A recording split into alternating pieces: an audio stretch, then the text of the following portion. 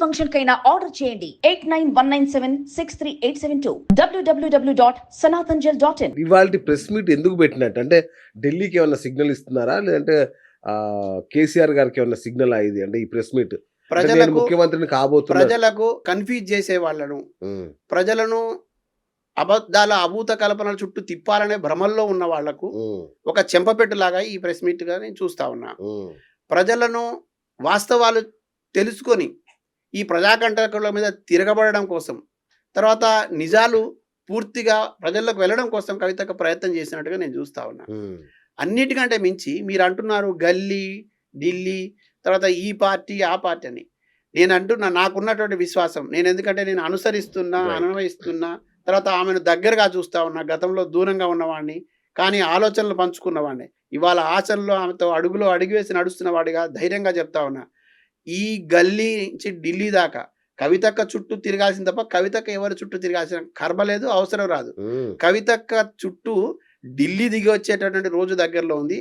గల్లీ లీడర్ దగ్గర నుంచి ఢిల్లీ లీడర్ దాకా కవితక్క చుట్టూ తిరగాల్సిందే తప్ప ఆమె ఎవరి చుట్టూ తిరగాల్సిన అవసరం లేదు. ఎవరు మెప్పు కోసం ఆమె ప్రాకులాడాల్సిన పని లేదు.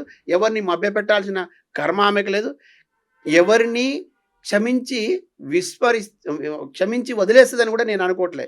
ఆమె శివంగిలా ఖచ్చితంగా ఏమంటారు దుమ్ముకులాడుతుంది ఈ యుద్ధ క్షేత్రంలో, ఈ రాజకీయ క్షేత్రంలో. ఇప్పటిదాకా వీళ్ళంతా ఈవెంట్ మేనేజర్ల స్టైల్లో రాజకీయాలు నడిపినారు కానీ ఒక మూమెంట్ లీడర్ తను. కాబట్టి ఒక ఉద్యమ నాయకురాలు లిక్కర్ స్కామ్ అనేది ఆమెకు డ్యామేజ్ చేసింది కదా. నేను ఈ లిక్కర్ స్కామ్ అనే వాళ్ళకి చెప్తున్నా. నిక్కర్లు కూడా తీసి కొడతాం కొద్ది రోజుల్లో. నేను మళ్ళీ చెప్తా ఉన్నా, ఈ రోజు నేను కూడా మాట్లాడదలుచుకున్నా. ఈ మాటికి దాన్ని తీసుకొచ్చి అడ్డం పెట్టి చెప్పేటటువంటి ప్రయత్నం చేస్తున్నా కదా. ఎవరికైనా ధైర్యం దమ్ము ఉంటే, నిజంగానే ఎవరికైనా చిత్తశుద్ధి ఉంటే, ఏం జరిగిందో తట్టుకోవడానికి సిద్ధంగా ఉంటే అది చెప్పే వాళ్ళకి కానీ చెప్పించే వాళ్ళకి కానీ రుజువు చేయించే దమ్ముందా అని అడుగుతున్నా. మీరు అది నిజం తేల్చకుండా న్యాయస్థానంలో ఉన్న అంశాన్ని పదే ఒక నేరం రుజువైనట్టు, ఈ ఆరోపణలు మొత్తం నిజమైపోయినట్టు, ఆమెతో దోష అయినట్టు అసలు వీళ్ళంతా పగటి కళల్లో ఉన్నారు. పగటి కళల్లో ఉండి దాన్ని ఒక కలగంటా ఉన్నారు. ఆమె దోష అయిపోతే బాగుండు, ఆమెను కోర్టు ఇట్లా చేస్తే బాగుండదు, న్యాయస్థానాన్ని కూడా మేమే శాసిస్తామనే భ్రమంలో ఉన్నారు వాళ్ళు. నాకు చాలా జాలి కాదు, ఇంత దుర్మార్గమైన ఆలోచన కలిగిన వాళ్ళతో ఇంతకాలం ఎట్లా కొనసాగింది, ఎట్లా భరించింది వీళ్ళని అనేది ప్రజల నుంచి వస్తుంది. మాకు కూడా బాధ కలుగుతా ఉంది. ఆమె ఒక ఏమంటారు కదా సహనంతో నిలబడినటువంటి ఒక శక్తివంతమైనటువంటి నాయకురాలు. ఇంతకాలం సహనంతో ఉన్నది. ఆ సహనం నశిస్తే ఎట్లా ఉంటుంది అనేది నాకు తెలిసి, నాకంటే వాళ్ళకే బాగా తెలుసు.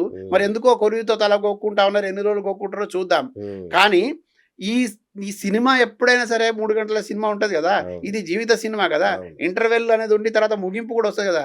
సినిమాలో హీరోలు ఎప్పుడైనా సరే బాగా ఇబ్బందులు పడతా ఉంటారు, విలన్ బాగా వికటాటాసాలు చేస్తూ ఉంటాడు. కానీ చివరికి హీరో చేతిలో విలన్కి ఏ రకంగా గతి పడదు. ఈ గుంటనక్క అడుగులకు మడుగులెత్తే వాళ్లకు, ఈ గుంటనక్క మోచేతి నీళ్లు తాగే వాళ్లకు, ఈ గుంటనక్క సమూహంలో ఉండి ఇంకా ఏదో చేద్దామని పగటుకలేకనేటటువంటి ఏదైతే దుష్టశక్తులు ఉన్నాయో వీళ్ళందరికీ కూడా సమయం చాలా దగ్గర పడింది. ఆట మొదలైంది కదా. ఈ ఆటలో ఇక మీ పావులు మీ పాచికలు పారే అవకాశమే లేదు. అసలు ఎక్కడ పడితే అక్కడ, ఎక్కడ చూస్తే అక్కడ ప్రజాక్షేత్రంలో కంటిన్యూ అవుతుంది. అసలు కృష్ణారావు అంటే మాకు చాలా చిన్నవాడండి. మాకు చాలా చిన్న ఆధారాలు బయట పెడతారు అక్క, అన్ని ఆధారాలు 100%. నాట్ ఓన్లీ కృష్ణారావు కదా, మీరు మరీ అడుగుతున్నారు పాపం, పేర్లు అనవసరంగా మాట్లాడకూడదు. వాళ్ళిద్దరి మధ్య నడుస్తుంది. అవినీతి పరుడు ఎవడైనా, అక్రమార్కుడు ఎవడైనా, ప్రజల్ని మోసగించాలని చూసిన వాడు ఎవడైనా, ప్రజలు ఇచ్చిన అవకాశాన్ని పరిపాలించరా బాబు అని అంటే నేను స్వాహా చేస్తానని ఆలోచించిన వాడు ఎవడైనా ఖచ్చితంగా భవిష్యత్తులో వచ్చే రోజుల్లో తగినటువంటి మూల్యం చెల్లించుకుంటాడు. అది జాగృతి సైన్యంతోని కవితక్క నాయకత్వంతో ఎదిగి వచ్చిన నాయకుల ముందు వాళ్ళకు చిత్తుగా ఉంటుంది పరాజయం, మామూలుగా కాదు. చాలా ఘోర పరాజయాన్ని చూసారు. ఒకప్పుడు ఎన్టీ రామారావు వచ్చినప్పుడు ఎట్లాంటి ప్రళయం వచ్చింది కదా, రాజకీయాల్లో పెను మార్పులు వచ్చినాయి కదా, అంతకంటే గొప్పగా రాబోతా ఉన్నది. చాలా మంది ఏమనుకుంటారంటే నువ్వు లోకల్ బాడీలు ఎందుకు పోటీ చేయలేదు, జూబ్లీ హిల్స్ ఎందుకు పోటీ చేయలేదు. సింహము ఒక అడుగు వెనకకి వేసింది అని అంటే దానికి చేతగా కాదు, దాన్ని మరింత బలాన్ని పుంజుకొని ముందుకు వస్తుంది. తట్టుకోవడం మీ వల్ల కాదు. మాటలు మాట్లాడవచ్చు, రాతలు రాయించవచ్చు, చీకటి గదిల్లో కూర్చొని కుట్రలను రూపొందించవచ్చు. కానీ ఎంతకాలం ఈ ప్రజలు ఎంతకాలం భరిస్తారు? ఎక్కడో ఒక దగ్గర ముగింపు ఉంటుంది కదా. హిట్లర్ లాంటి వాళ్ళకే తప్పలేదు పరాజయం తోక ముడిచి వెనకపోవడం మీరంతా. Right, super. సో మొత్తానికి కవితక్క అధ్యాయం ముగిసిపోలేదు, మొదలైంది అంటారు. అంటే ఇప్పుడే ఆట మొదలైంది. ఆట మొదలైంది. సో చూద్దాం మరి కృష్ణారావు అండ్ కవితక్క యుద్ధంలో ఎవరు గెలుస్తారు మరి. అసలు కృష్ణారావుతో ఎందుకు ఎందుకు పోలుస్తున్నారు? పోలుస్తున్నారు? సారీ బ్రదర్, నేనేమంటున్నా ఈ కృష్ణారావులు ఇవాళ లేకపోతే ఇంకొకరు ఎవరు, నేను మళ్ళీ చెప్తున్నా, అసలు ఇవాళ ప్రెస్ మీట్ కూడా కృష్ణారావు టార్గెట్ కృష్ణారావును 7 రోజుల క్షమాపణ అడిగారు అక్క. కవితక్క 7 రోజుల క్షమాపణ చెప్పమన్నారు. నేను ఒక్క విషయంలో మళ్ళీ చెప్తా ఉన్నా, నాట్ ఓన్లీ కృష్ణారావు అండి, అక్క గురించి అబద్ధాలు మాట్లాడిన వాళ్ళు, అక్క మీద తప్పుడు ఆరోపణలు చేస్తున్న వాళ్ళు, కవితక్కకు వేలు పెట్టి చూయించడానికి ప్రయత్నం చేస్తున్న వాళ్ళు, ధైర్యం ఉంటే నిజాలుంటే మీరు న్యాయస్థానాన్ని ఆశ్రయించవచ్చు, న్యాయస్థానాల ద్వారా వాటిని రుజువు చేపించి శిక్షించవచ్చు. లేదు క్షేత్రంలోకి వచ్చి ప్రజల ముందు వాస్తవాలు చెప్పే ప్రయత్నం చేయొచ్చు. కానీ ఇట్లా ప్రతి సందర్భంలో ఆమెను మానసిక క్షోభకు గురి చేస్తాం, లేదా ఆమెను భయపెడతాం, బ్లాక్ మెయిల్ చేస్తామనే పద్ధతిలో ఉన్నారు కదా, ఇవి నడవమంటున్నారు. అది కృష్ణారావు కానివ్వండి, ఇంకా కృష్ణారావు కానివ్వండి, ఇంకా ఎవరైనా కానివ్వండి, నేను చెప్తా ఉన్నా, ఈ గుంట నక్క నేతృత్వంలో ముందుకు సాగుతున్న మొత్తం సమూహానికి చెప్తా ఉన్నా, మీరు ధైర్యం ఉంటే వాస్తవాలు చెప్పేటట్టు ప్రయత్నం చేసేటప్పుడు ఆధారాలు ఉంటే బయట పెట్టే ప్రయత్నం చేయండి. కానీ అబద్ధాలు ఇట్లానే మాట్లాడుకుంటూ పోతే మీ అందరికీ కూడా తప్పకుండా మా వైపు నుంచి రియాక్షన్ ఉంటుంది. న్యాయస్థానాలు మేము మీకంటే గొప్పగా న్యాయస్థానం మీద గౌరవం ఉన్న వాళ్ళం వాడుకుంటాం. మీ అసలు ఇప్పుడున్న జీవితాలకు, గతంలో ఉన్న జీవితాలకు అసలు మీరు ఎదిగి వచ్చిన తీరేంది, మీరు ఎట్లా వచ్చినారనే విషయాల్ని బట్టబయలు చేసి ఖచ్చితంగా ప్రజల ముందు దోషులుగా నిలబెడతాం. మీరు దోషులుగా నిలబడే అవకాశం అయితే తప్పకుండా ఉన్నది. ఇదే సందర్భంలో మళ్ళీ ఒక మాట కూడా చెప్తా ఉన్నా, మీకు మీరు అడగట్లేరు, అడుగుతారని అనుకున్నా. కేవలం బీఆర్ఎస్ పార్టీకి సంబంధించినటువంటి కొంతమంది ప్రజాప్రతినిధులు మాట్లాడుతున్నారు, తర్వాత కొంతమంది వెనక నుంచి మాట్లాడిస్తున్నారన్న.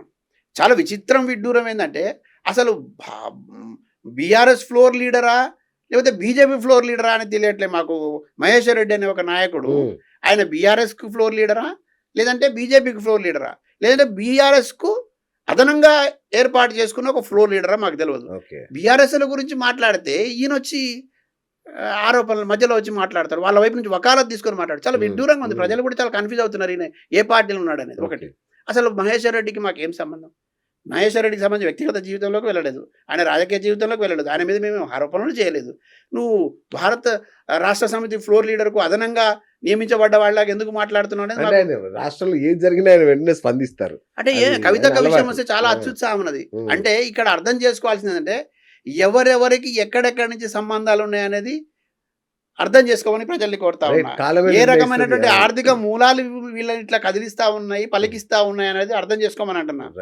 ఈ అక్రమ ఆర్థిక తర్వాత అసహజమైనటువంటి పద్ధతిలో ఉన్నటువంటి స్నేహబంధాలు ఇట్లా కనపడతా ఉన్నప్పుడు నిజాయితీగా ఉన్నటువంటి ఒక నాయకురాలని ముప్పేట దాడిలాగా వీళ్ళంతా కూడా చీకటి స్నేహాలు ఉంటాయి, బయటికి వేరే పార్టీలు ఉంటారు, కానీ ఆరోపణలు చేయాల్సి వచ్చినప్పుడు కేవలం కవితక్క ఒక్కటి మాత్రమే వీళ్ళకు శత్రువులాగా కనపడుతుంది. వెంటనే దాని చేస్తారు. ప్రభుత్వం మీద పోరాడండి బ్రదర్, ప్రభుత్వం మీద పోరాడండి, వ్యవస్థల మీద పోరాడండి, ప్రజల సమస్యల మీద పోరాడండి, ప్రజల సమస్యల పరిష్కారానికి ముందుకు నడుము కట్టండి, దాని మీద మీ శక్తిని వాడండి, మీ వాయిస్ని వాడండి, మీకున్న అధికారాన్ని వాడండి.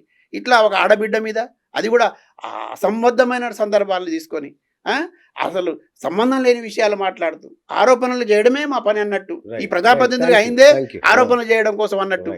ఇది ఎంతవరకు కరెక్ట్ ప్రజలు గమనించారు? తప్పకుండా ప్రజలు బుద్ధి చెప్తారు. ఇప్పుడు వారంలో ఇంకొక బాంబు ఉంటుంది. ఇప్పుడు ఆయన మాధవరం కృష్ణారావు సారీ చెప్తారా? లేదంటే అబద్ధం మాట్లాడిన వాడు సారీ చెప్పాలి. ఆయన దగ్గర పెద్ద చిట్టా ఉందని అది విప్పుతారా? సో మరి వారం తర్వాత నేను సవాల్ చేస్తాను, దమ్ముంటే చూపెట్టమనండి, దమ్ముంటే విప్పమనండి.